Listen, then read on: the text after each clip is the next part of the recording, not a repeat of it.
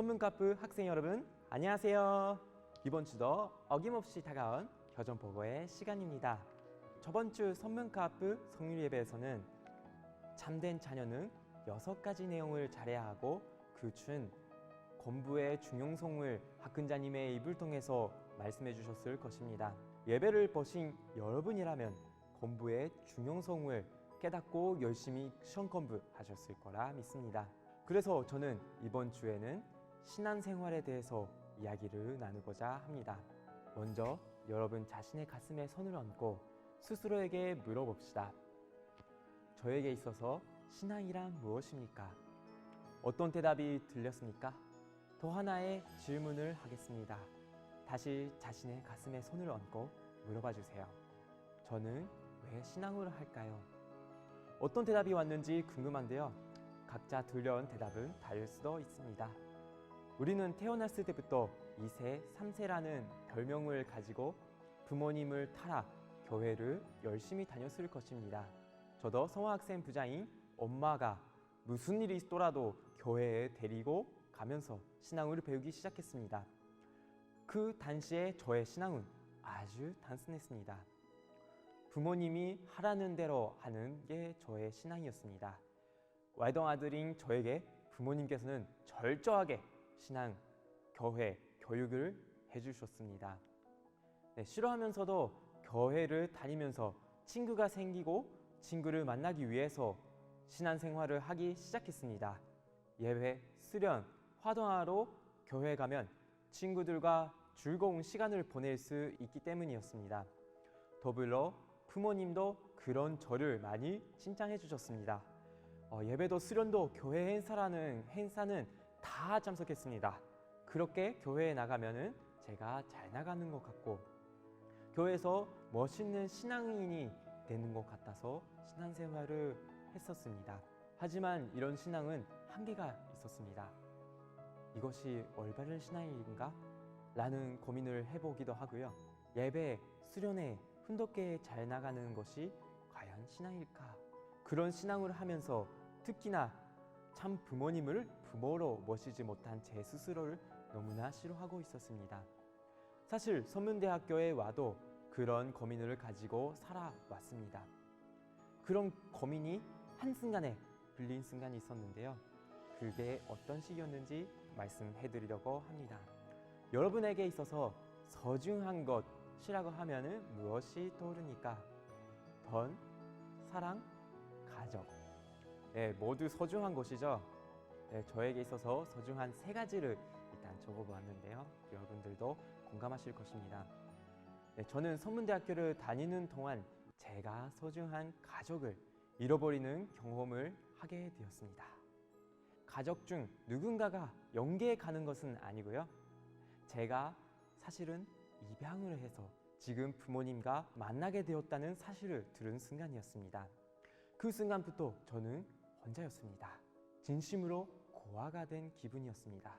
저의 부모가 누군지 모르겠고 저는 지금까지 누구에게 사랑을 받았는지 모르겠고 제 스스로가 완전 누구인지 정체성까지 잃어버렸습니다. 너무 아팠고 슬픈 나날을 보냈습니다.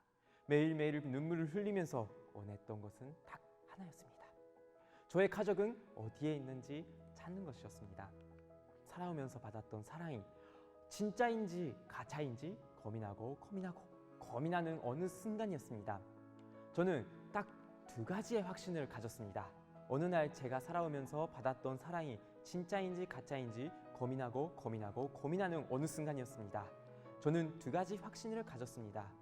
먼저 저의 부모님이 주신 사랑은 자녀를 위한 진심이 담겨진 사랑이라는 것이며 두 번째는 저와 저의 부모님은 혈연은 없지만 그 사랑으로 맺어진 부모와 자녀라는 것입니다.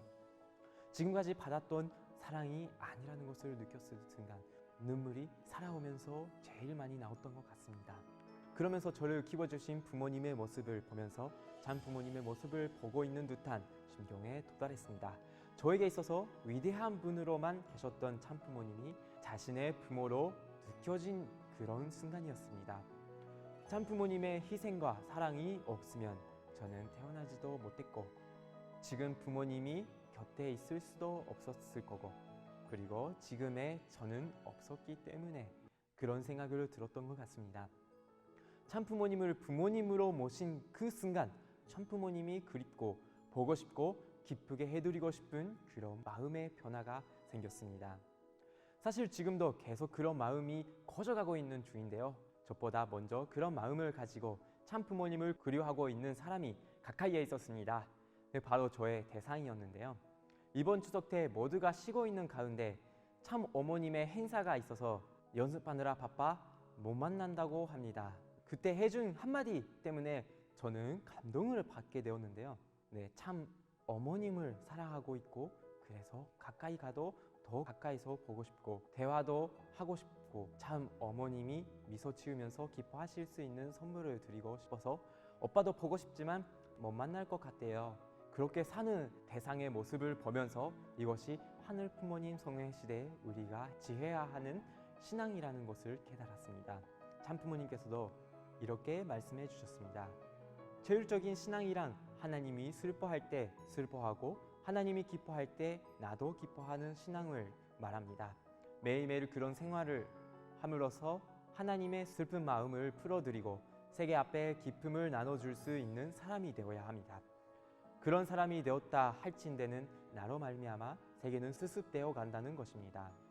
여러분은 하루하루를 보내면서 얼마나 하나님의 심정에 대해서 생각하시나요? 얼마나 하늘 부모님의 심정을 알아가려고 노력하고 있을까요?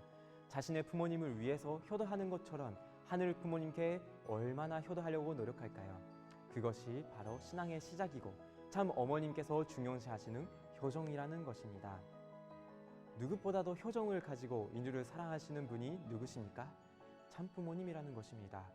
저희들은 그런 부모님을 닮아가야 하고 닮기 위해서 예배, 수련, 훈독회 등등의 신앙생활을 하고 있는 것입니다. 단순히 신앙생활을 하는 게 아니라 부모님을 얼마나 생각하고 해야 하는지가 정말 중요합니다. 저는 정성을 드릴 때도 정성 기간과 조건을 채우면 정성의 목적이 이루어질 거라고 믿고 있었습니다. 물론 이것도 너무나 중요합니다만 하늘 부모님과 참 부모님을 생각하고 행동하는 하나하나가 정말 참 부모님을 기뻐해 드릴 수 있다는 사실을 알게 되었습니다. 지금까지 열심히 교회 활동을 했고 수련을 다녔지만 그것보다 중요한 것은 그 자리에서 얼마나 하늘 부모님, 참 부모님을 생각하고 움직이느냐입니다. 신앙생활을 했다, 안 했다도 중요하지만 어떤 마음으로 그 행동을 취했느냐입니다. 그래서 저의 신앙생활의 시작은 저의 참 부모님이 만난 그 순간부터입니다. 마지막으로 하나만 질문하겠습니다. 여러분은 무엇을 위해서 신앙생활을 합니까? 하늘 부모님 성회 시대로 들어간 저희들은 다시 한번 자신의 신앙에 대해서 고민해봐야 하는 것 같습니다. 저는 하늘 부모님, 참 부모님의 사랑을 느끼고 부모로 삼고 자신이 자녀임을 깨달은 그 날부터 신앙을 시작할 수 있었던 것 같습니다. 하늘 부모님, 참 부모님의 사랑은 직접 받을 수 없고 눈으로 확인할 수 없기 때문에 못 느낄 수도 있습니다. 그래서 자신의 부모를 간절한 마음으로 찾아가는 생활을 해야 되지 않을까요?